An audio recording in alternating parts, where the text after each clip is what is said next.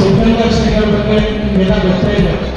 ಇವತ್ತು ನಡೆದಾಡುವ ದೇವರು ಆಧುನಿಕ ಹೆಸರನ್ನ ಅನೇಕ ಜನ ಏನು ಬರೋರು ಸಮಾಜದಲ್ಲಿ ಕಟ್ಟುಕೊಳ್ಳುವ ವ್ಯಕ್ತಿಗಳಿಗೆ ಶಿಕ್ಷಣ ದಾಸೋಹಬೇಕಾಗುತ್ತೆ. ಆದರೆ ಇವತ್ತು ಸ್ವಾಮೀಜಿಯವರ ಒಂದು ಸಾನ್ನಿಧ್ಯದಲ್ಲಿ ನನಗೆ ಇಷ್ಟ ಏನಾದರೂ ಎಲ್ಲ ಉಪಪಂಗಡಗಳನ್ನು ಒಂದುಗೂಡಿಸುವ ಯಾವುದಾದ್ರೂ ಒಂದು ಸಂಘಟನೆ ಇದ್ರೆ ಆ ಸಂಘಟನೆ ಏನು ಅಂತಂದ್ರೆ ಅದು ಅಖಿಲ ಭಾರತೀಯ ಸೇವಾ ಮಹಾಸಭಾ.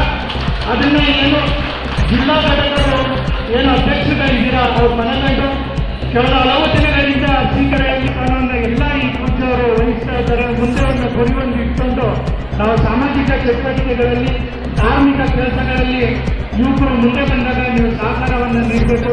ಕೊನೆಯದಾಗಿ ಸ್ವಾಮಿ ವಿವೇಕಾನಂದವರು ಮಾತಾಡಿದ್ದಾರೆ, ಪ್ರತಿಫಲಾಪೇಕ್ಷೆ ಇಲ್ಲದೆ ಮಾಡುವ ಸೇವೆಯೇ ನಿಜವಾದ ಸೇವೆ, ಪ್ರತಿಫಲಾಪೇಕ್ಷೆ ಇಲ್ಲದೆ ಮಾಡುವ ಪ್ರೀತಿಯೇ ನಿಜವಾದ ಪ್ರೀತಿ ಅಂತ.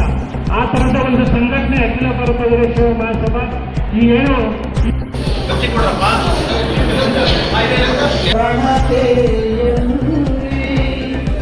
ಭಕ್ತಿರ ಸಾವಣ್ಣ ತೈಲವ ತೈಲ